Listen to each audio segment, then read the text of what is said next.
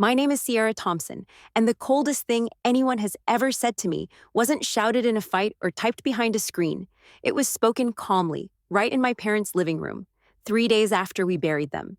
My sister Victoria looked me up and down, saw the cane in my hand, saw the bruise-colored exhaustion on my face, and said, "Find somewhere else to die." No tears, no shaking voice, just that sentence, like she was telling me to take the bins out. If you've ever had someone you trusted turn on you when you were already on the floor, you'll understand why my hands started trembling before my brain could catch up. And before I go any further, let me ask you something real quick. If you like stories where someone gets underestimated and it backfires, tap like. So I know to bring you more of these. And tell me in the comments where you're listening from, because I read them and it reminds me I'm not telling this into an empty room. Now, to explain why that moment cut so deep, I need to take you back to the day my life split into a before and an after. 2 years earlier, I had a normal life. Not perfect, but solid. I worked in outdoor design, planning gardens, restoring old yards, helping people turn blank spaces into something that felt like home. I was the kind of person who always had dirt under her nails and a notebook in her bag. I had clients, deadlines, little wins that made me proud. I could carry bags of soil, climb ladders, drive anywhere I wanted. Then one night, a driver ran a red light and turned my car into a metal accordion. I don't remember the crash itself. I remember waking up in a hospital bed and hearing a doctor say the words spinal injury, like it was a weather report. I remember metal in my back, pain that had its own personality, and the quiet panic of realizing my body might never do what it used to do. The recovery wasn't a montage.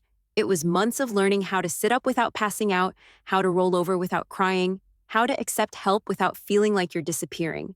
My flat had stairs I couldn't manage. My work depended on me being on site, moving, supervising. Money burned fast when every appointment came with a bill attached. My parents offered me their guest room on the ground floor, the same room I used when I came home from university, the same hallway where the walls still had faint marks from when Victoria and I used to measure our heights as kids. Saying yes felt like a defeat, but it was also the only safe option I had. So I moved back in, and for a long time, my world shrank to door frames and floor tiles and the small victories nobody applauds, like making it to the bathroom on my own. My mom became my calm voice on the bad days. My dad built a ramp out back so I could sit by the garden and breathe something that wasn't hospital air. That garden was our shared language. Mom loved flowers. I loved structure. She planted, I planned, and together we made something that felt alive even when I didn't. Victoria, meanwhile, drifted in and out of our lives like a visitor who thought she was doing us a favor. She called occasionally, sometimes once a month, sometimes less. And when I picked up, she'd pause like she'd forgotten I existed. "Oh," she'd say, "you're still there." Put Mom on. Still there. Like I was a bad smell. Like I was furniture that hadn't been moved. She didn't ask about my physio. She didn't ask if I was sleeping. She didn't ask if I was scared. If she came by, it was brief and neat, like she was checking a box. She had a husband, Derek, and 2 kids, and a life that looked polished from the outside. Victoria liked polished. She liked things that looked right. She liked photos that made it seem like everything in her world was always under control. What she never asked, what she never bothered to learn, was that I wasn't stuck forever. 4 months before my parents died, I started walking again, first with a walker, then with a cane. It was slow and awkward and painful, but it was happening. Some days I'd take 5 steps and feel like I'd climbed a mountain. I didn't announce it to Victoria. Why would I? She wasn't interested in my progress, only my inconvenience. That Christmas, she arrived like a storm wearing a nice coat. Derek carried gifts that cost more than my monthly therapy. Their kids ran through the house like it was a holiday rental. Victoria rearranged things without asking, corrected my mom's table setting, and spoke to my dad like he was a receptionist. I cooked for everyone because I wanted to contribute. I made the meals her kids liked, standing at the counter with my cane leaning against the cupboard, forcing my back to cooperate 1 minute at a time. I kept telling myself, be useful, be pleasant, don't make waves. Christmas morning, we did our annual family photo. Same spot, same tree, same forced smiles. My dad set up the camera. My mom fussed with the ornaments. The kids argued about who got to stand in front, and Victoria looked at me with that tidy smile she used when she wanted to sound kind while doing something cruel. "Sierra," she said, "maybe sit this one out." I blinked. "Why?" She glanced at my cane and then at the camera like it had feelings. "We want a nice photo for the card." The room went quiet in that way rooms do, when everyone hears the insult but nobody wants to touch it. Mom opened her mouth, then closed it. Dad stared at the tripod like it suddenly needed his full attention. Victoria shrugged. It's just, the whole disability thing doesn't really fit the look. I wasn't even in a wheelchair anymore. I was standing. But arguing with Victoria was like arguing with a mirror. You never changed anything. You just got tired. So I nodded, smiled like I was fine, and walked into the kitchen. Through the doorway, I watched them line up without me. I heard the camera click. Once, twice, 3 times. I didn't know then that my dad saw everything. I didn't know that something inside him shifted that morning in a way I wouldn't understand until much later. My parents died in March, a Tuesday. They were traveling for a friend's wedding, one of those trips they'd been looking forward to because it felt like proof they still had time. They'd taken a small plane with a few other passengers. Later, people said it was mechanical failure, that the weather was clear, that it was quick. The words quick and comfort got thrown around like they were gifts. I was outside pruning Mum's roses when the call came. I remember looking at the thorns and thinking, don't cut too deep. And then, in the next breath, realizing the world had cut all the way through. The funeral was a blur of hugs and polite faces and people saying, let me know if you need anything, like they'd actually meant it.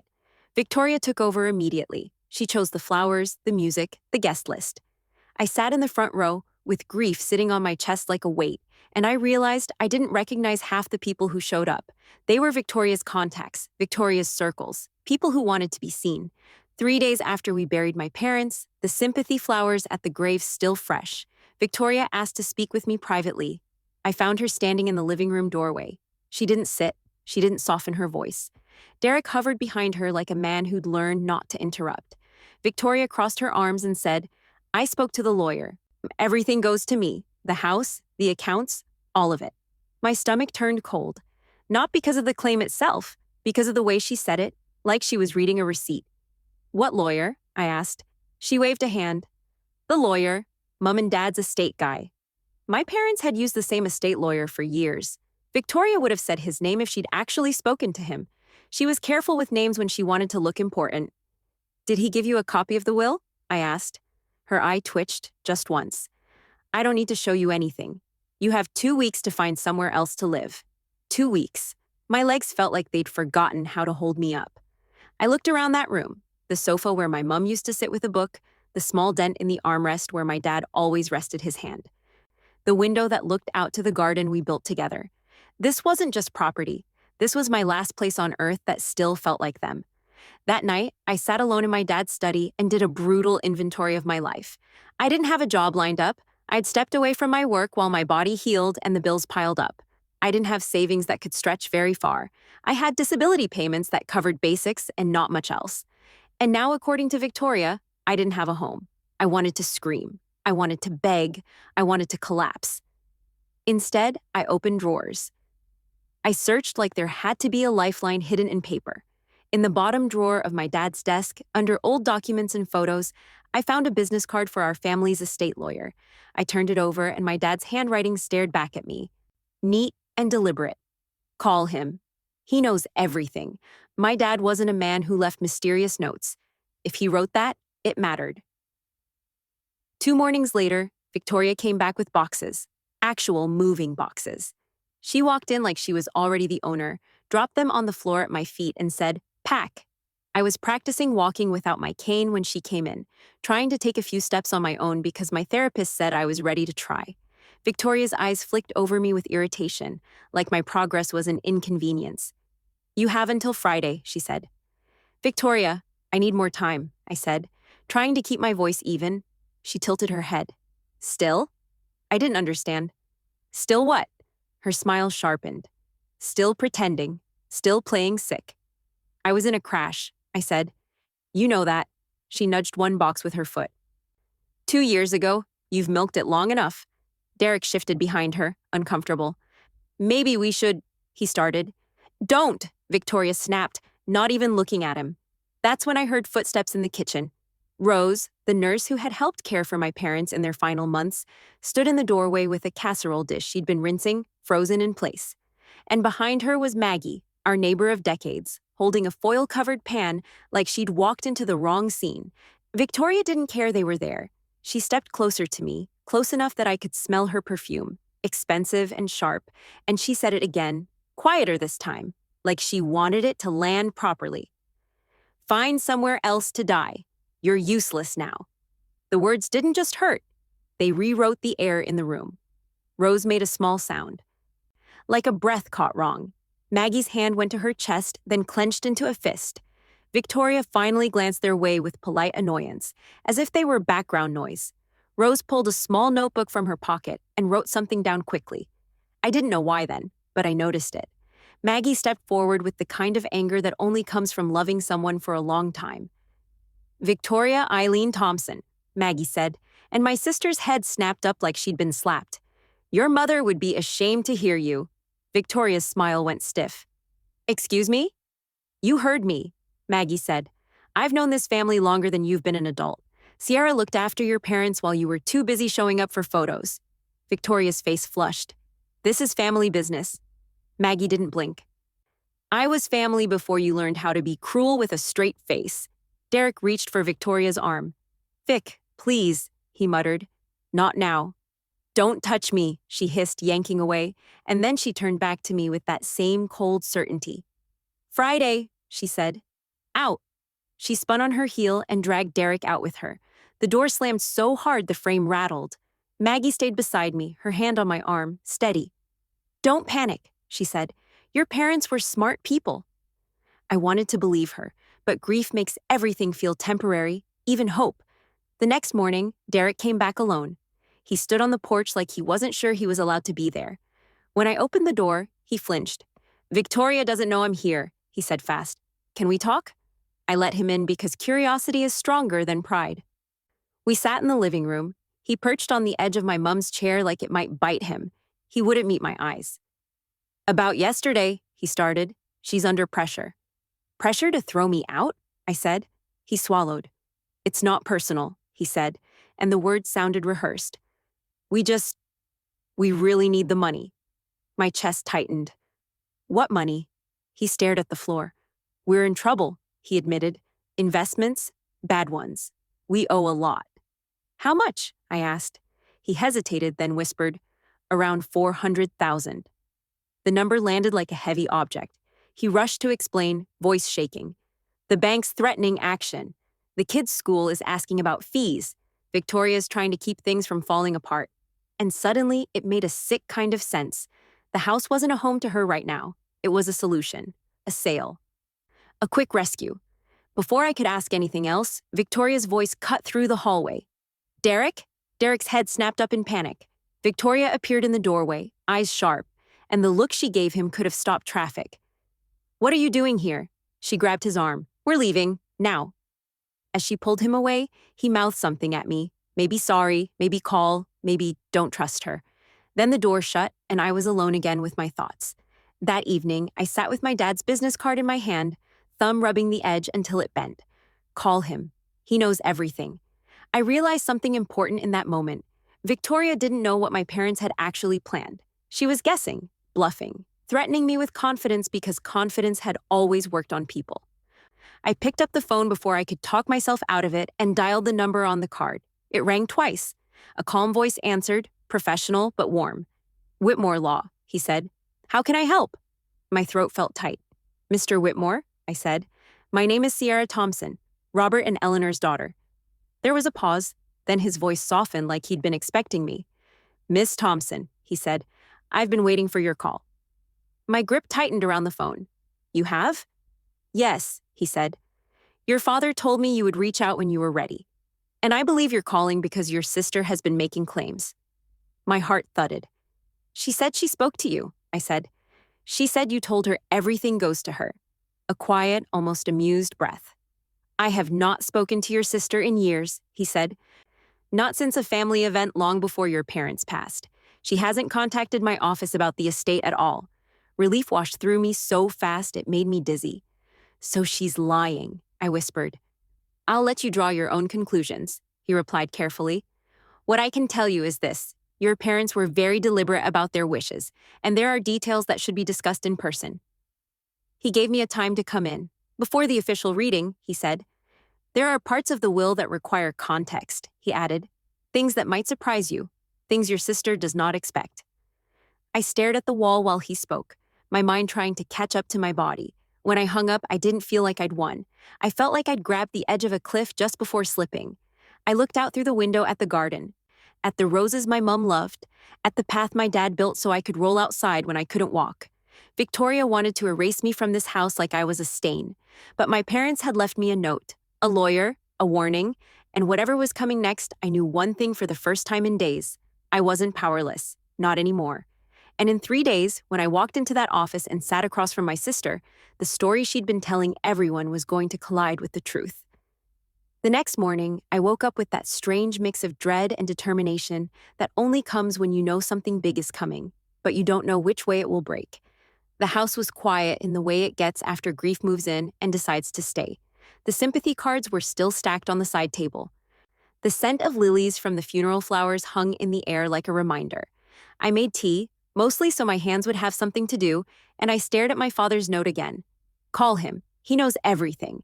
If you're listening right now and you've ever felt like you were one bad day away from losing everything, I want you to stay with me, because this chapter is where the ground starts shifting under Victoria's perfect little story. I didn't tell anyone I had an appointment with Mr. Whitmore. Not Maggie, not Rose, not even the few relatives who had sent quick texts. Victoria had already shown me she would twist any information she got, and I wasn't going to hand her weapons. Instead, I focused on getting myself ready. I practiced walking without my cane in the hallway, one slow step at a time, because I needed more than legal help. I needed to remember what it felt like to stand in my own life without apologizing for it. Later that day, Rose came by to check on me. She moved through the kitchen like she belonged there, wiping down counters that were already clean, adjusting a dish towel that didn't need adjusting. It was what caregivers did when they were carrying a heavy truth. "Are you eating?" she asked. "Trying," I said. She nodded like she didn't believe me. Then she glanced toward the living room, toward the front windows, like she was making sure we were alone. "I heard what Victoria said," she said quietly. My stomach tightened. "I'm sorry you had to hear that," I replied. Rose's eyes hardened in a way I hadn't seen before. "I'm not sorry I heard it," she said. "I'm sorry she said it." Then she reached into her bag and pulled out a small leather notebook, worn at the edges like it had been handled 100 times. I recognized my mother's handwriting on the inside flap immediately, the looping cursive, the heavy pen strokes. My throat went dry. "Your mother asked me to keep this safe," Rose said. "She said you would need it one day." I took it like it was fragile glass. "What is it?" I asked, though I already knew. "Her diary," Rose said. Thoughts, notes, things she didn't always say out loud. She hesitated, then added, "The last pages mention you and your sister." My chest squeezed. "Did you read it?" I asked. Rose shook her head. "No, it wasn't my place. But your mother? She was very clear that you should have it." I stared at the notebook, my mother's initials pressed into the cover. It felt heavier than paper should. "Rose," I whispered. "Why now?" She looked at me with something close to sadness. "Because your mother knew," she said. She knew how Victoria could be when money was involved, and she prepared. I swallowed hard. Prepared how? Rose's gaze flicked toward the window again.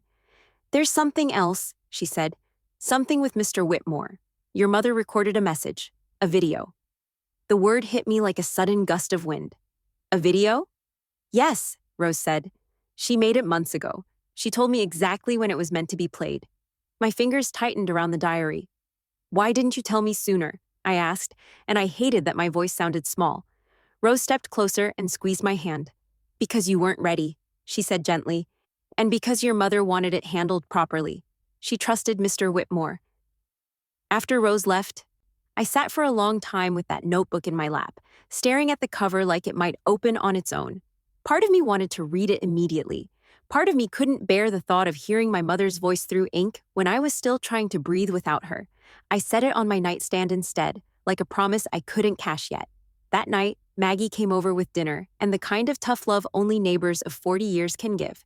She didn't ask if I was okay because she knew the answer. She asked, "What are you going to do?" I told her about the lawyer. Her eyes flashed. "Good," she said, "because Victoria's been strutting around town like she already owns the place." I didn't answer. I didn't want my anger to have company. Maggie leaned in.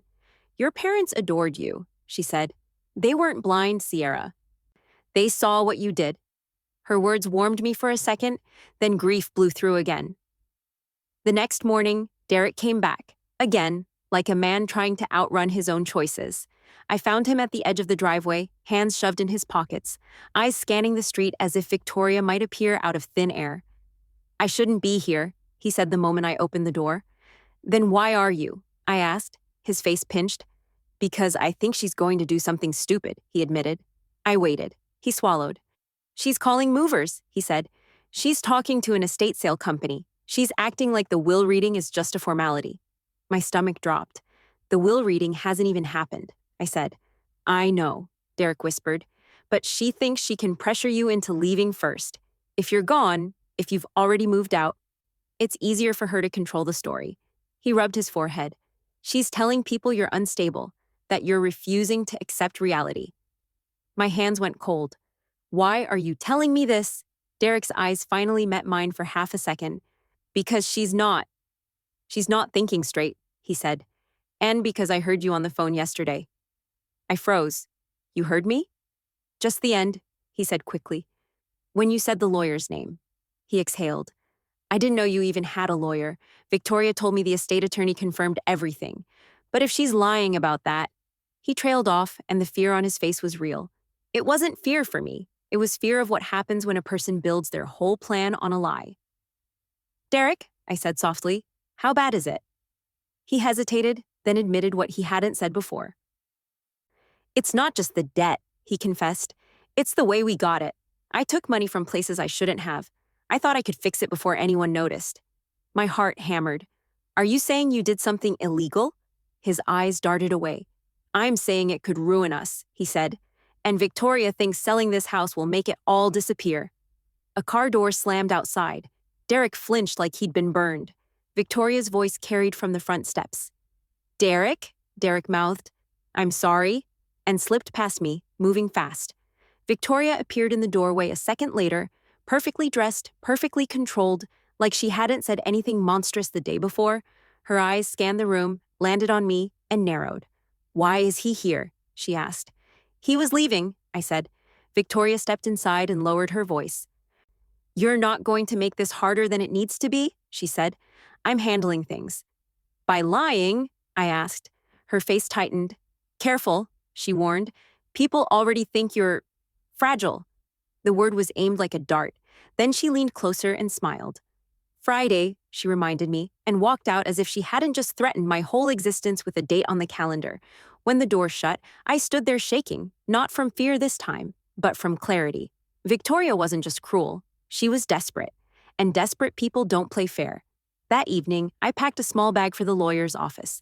Documents I could find, my ID, my medical paperwork, anything that proved I was still recovering and still here. I looked at my cane leaning by the couch and realized I didn't hate it anymore. It wasn't weakness, it was evidence. Evidence that I survived. Evidence that I kept going when it would have been easier to disappear. I placed my father's business card in my wallet like a shield. And before I went to bed, I touched my mother's diary on the nightstand and whispered, "I'm trying." Because in the morning, I was going to walk into Mr. Whitmore's office, and whatever my parents left behind, truth, protection, consequences, I was finally ready to hear it. 3 days after Victoria dropped those boxes at my feet, I walked into Harold Whitmore's office with my cane in one hand and my mother's diary tucked in my bag. Victoria was already there, sitting like she owned the room, Derek beside her looking like he hadn't slept in weeks. Harold didn't waste time. He asked Victoria one simple question. Had she ever seen the complete will? She said yes. 4 pages. Everything to her. Case closed. Harold slid a thick, blue-backed document onto the table. 32 pages, signed, witnessed, notarized, and filed with the court. The color drained from her face so fast it scared me. Harold read the first section, and I watched Victoria's confidence leak away line by line. The investment portfolio, about $14 million, wasn't hers to grab and spend. It was locked in a managed trust with strict rules. Limited withdrawals each year, the rest protected for her children later. Derek leaned forward, whispering, "We need it now." And Harold didn't even glance up. Then Harold turned to the next pages, and my lungs forgot how to work. The house and the land around it were left to me with a condition it couldn't be sold for 10 years. Not because I was the better daughter, but because I was the one who stayed, the one who cared, the one who didn't treat my parents like an account balance. Victoria tried to speak, but nothing came out that made sense. Then Harold plugged in a drive, and the screen lit up with my mother's face, tired but steady, my father's hand resting on her shoulder. They spoke to both of us, but the message was unmistakable. They loved Victoria, yet they saw how she dismissed me, and they refused to let their death become another way for me to be erased. When the video ended, Victoria stood so fast her chair scraped, and she rushed into the hallway. If you're still here, type "I stayed" in the comments, because sometimes surviving is the bravest thing you do. I followed her out. She was shaking, mascara streaked, anger and fear fighting on her face. "This isn't fair," she said. "I have a family." I kept my voice calm. "You told your sister to find somewhere else to die." She flinched, and the truth spilled out. Derek's bad investments, the debt, the panic, until it was clear this wasn't about grief at all. It was about escaping consequences. For a second, I saw the little girl she used to be, but I remembered the years she made me feel like I was in the way. "I'm not your punching bag anymore," I said. "Not ever." I offered one thing, not revenge and not a free pass. I would loan what could keep her kids safe, only if she apologized publicly and told the truth to the family she'd lied to. She didn't answer. She just gathered what was left of her pride and walked away. I went back inside, signed the papers, and held my mother's sealed letter against my chest like a heartbeat. If this story hit you, comment your country and one word you'd tell your younger self, and subscribe for more stories like this, because your worth doesn't require anyone's permission.